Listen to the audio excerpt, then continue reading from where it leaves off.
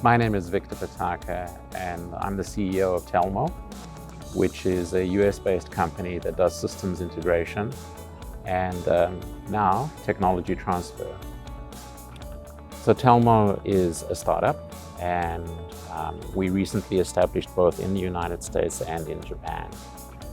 The patents and intellectual property that we have are the results of about a decade of research, and they're at the intersection of robotics, AI, and communications. At the moment, we seek partners in Japan to continue building real-world products based on the research that we've done in the US, both in Silicon Valley and in a place called Orlando, Florida.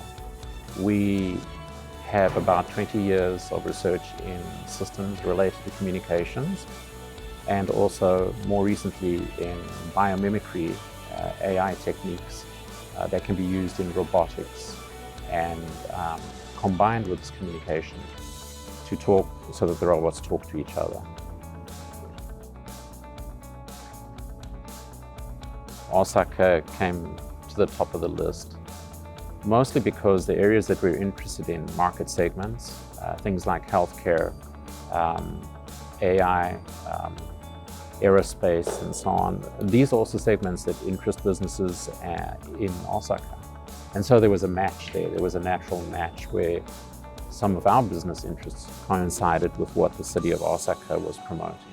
Historically, Osaka has manufactured everything from heavy machinery to microelectronics, all kinds of industries. And that sense of competence and ability to create things matches our idea about what we would like to do. So we feel that there's a natural connection between this can-do spirit in Osaka and the capabilities of all of these industries and our company.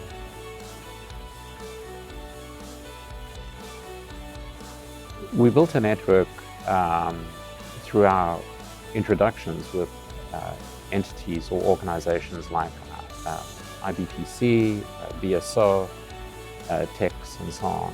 And we'd previously worked with incubators and accelerators in California, and I was pleasantly surprised to see that there were many such incubators and accelerators, and some of them, of course, run by the city that helped not only startups, but people who were entering the Japanese market.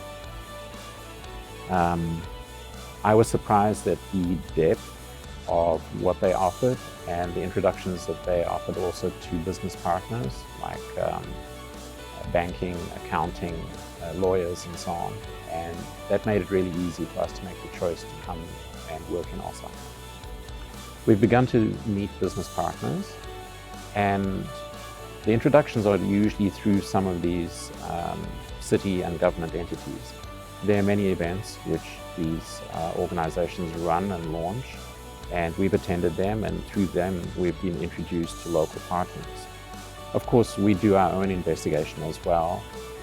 We've also worked with JETRO for this, and these introductions are still at an early stage, but I'm quite pleased with how many people we've met and how many like-minded companies we've encountered.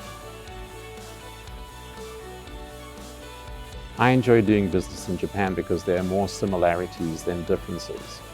So if one does international business in places like Europe and Asia, Japan is not that unusual, and it actually has some great advantages in the sense that it's a society that's governed by rules and laws that we can easily well understand, and that's most helpful.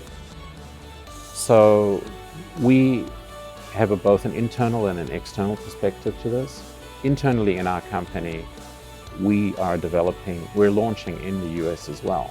And so we are developing things like marketing, research, development in the US simultaneously while we are doing it in Japan.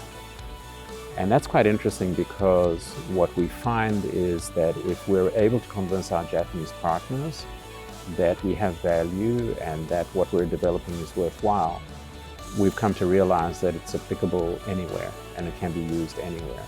And so that effort for simultaneous localization and internationalization has been very helpful to us. So building a parallel global product in AI and in communications has been interesting, challenging, but at the same time, I would say quite rewarding, because the environment that we're working in here is well understood.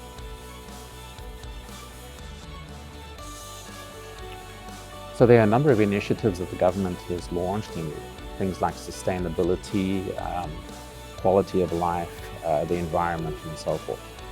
And interestingly enough, the kind of solutions that we have in mind to do with smart cities or humanoid robotics intersect with those type of objectives. So we have high hopes being able to contribute to some of the plans that both the Japanese government and the city of Osaka have to improve the quality of life and the safety of its population.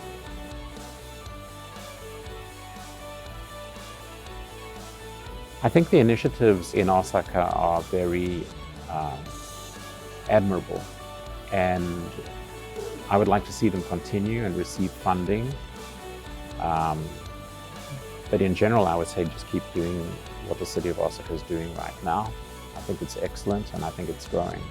For us, it was interesting to see that IBPC was a single source of market entry because of all the partnerships we have with outside agencies that could assist us. So that was a fast start. In other words, landing in Osaka was really easy from the perspective of starting a company and establishing services, finding staff. Later, BSO made it easy for us also to have a temporary office space, and it's quite unusual to see that. We were very grateful for that, and that gave us a breathing space to be able to establish the rest of the company. Now with techs, since there are other like-minded companies entering the market and in technology, we're looking forward to collaboration and also for learning from them and to exchange our views with them. In general, it's been a very positive experience working with these various organizations.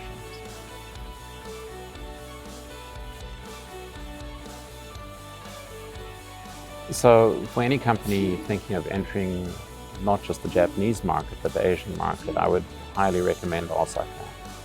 It's a vibrant community with its own culture.